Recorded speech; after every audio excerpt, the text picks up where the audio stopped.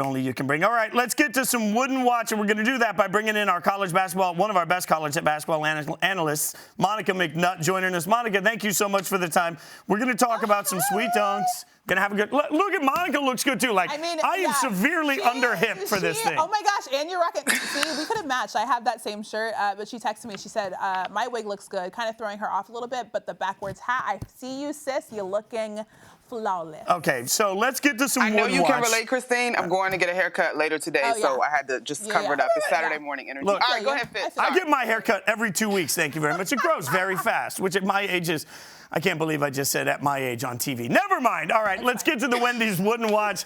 We're going to do some dunks in a second, but let's start with the Wendy's Wooden Watch. Going to go twofer. First up is Ayo Dosunmu out of Illinois. Absolutely having a great year. I mean, there's just nothing I can say here. The third triple-double in Illinois history and victory over number 19 Wisconsin on Saturday. 21 points, 12 boards, 12 assists. Christine, he's just absolutely crushing everything. I mean, he's the second player in the Big Ten in the last 25 seasons with a 20-point triple-double, followed by a 30-point outing. Monica, I'm going to ask you this. How do you feel about how Dosunmu's been playing this season? Let's see. If I could roll with JC's segment, I'm swiping all the way right. Lots of hearts. I just love his energy. I think that's something that's, I wouldn't say underrated, because I don't think anything is underrated about his game, but he has a complete stat line. He has a solid turnover to assist ratio, but I think he doesn't make bad decisions. He's shooting close to 50% from the field and kind of close to it from behind the arc. And I think that doesn't happen for players unless, one, they can shoot the lights out the gym, but two, they take good shots. All right, well, let's get to the next person on this list. I'm excited to talk about this one because we've been giving women's basketball a lot of love on this show, and it is time to do it again with Paige Bueckers. And look, we've got some info here that we'll throw up on the screen, but she absolutely took over the game against number 1 South Carolina down the stretch on Monday. Incredible effort for her. Scored UConn's final 13 points, including all 9 in overtime. The Huskies beat the top-ranked Gamecocks. Bueckers, now the first Husky, I can't believe I'm going to say this also, with 3 straight 30-point games. That streak did end with their 19-point outing last night in an easy win over Georgetown. She has done everything right the entire way. Monica, I can't imagine this, but is she on track to be the best UConn player ever? Listen, Fitz, it's a crazy concept, and I've seen Paige twice this particular week call their game. Obviously had the pleasure of calling that matchup versus South Carolina and had them last night versus Georgetown. The thing that makes her so unique, not that she's shooting 55% from behind the three-point line, is that she is taking on all of this as a freshman. This week on my podcast, which Christine, girl, you're one of my favorite guests, we had Michelle Vopel, and she talked about Diana Taurasi and Sue Bird, which are the first comparisons that we have for Paige Bueckers.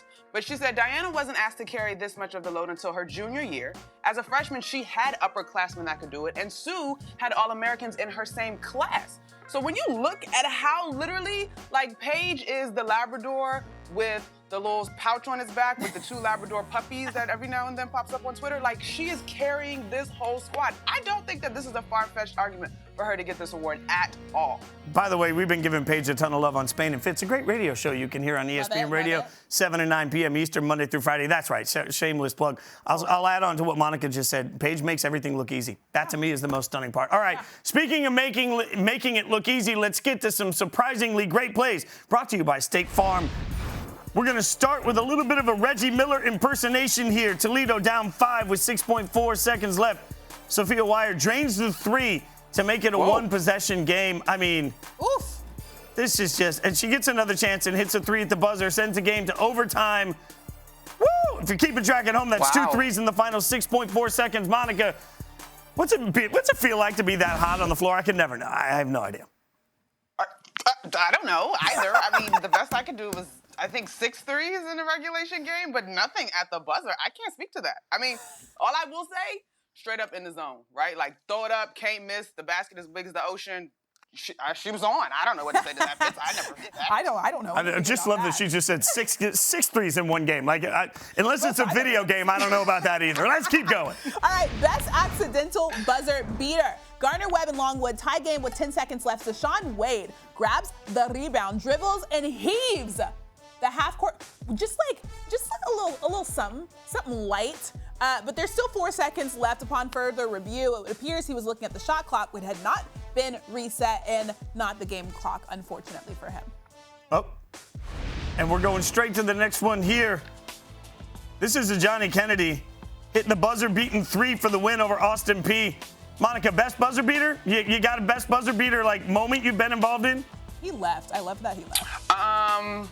Personally, so we got I think we were playing NC State. I got the rebound off the free throw line and made it, but they actually had a chance to score on the other end with like 3 seconds, and they actually had a good look. We played terrible defense. So sort of, kind of a buzzer beater, ultimately game-winning shot on my resume. Thanks for watching ESPN on YouTube. For live streaming, sports, and premium content, subscribe to ESPN+.